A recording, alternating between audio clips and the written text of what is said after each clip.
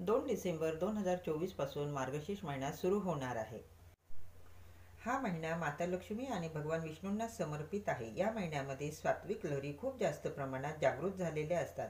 सेवा कोणत्या? श्रीयंत्रावर कुंकुमार्जन करू शकता, तसंच श्री सूक्ताचं पठण करू शकता। भगवान विष्णूंच्या सेवा करा। केंद्रानुसार 1, 3, 5, 9, 11 या क्रमाने तुम्ही सत्यनारायण करू शकता। 108 वेळा लक्ष्मी गायत्री मंत्र, विष्णू गायत्री मंत्र जप करू शकता। रोज तुम्ही कमलात्मक मंत्राचा जप करू शकता। नवार्णव मंत्राचा जप 108 वेळा करा, म्हणजेच रोज 1 माळ जप करावा। रोज तुळशी मातेची पूजा करावी। महालक्ष्मी अष्टकम पठण करू शकता।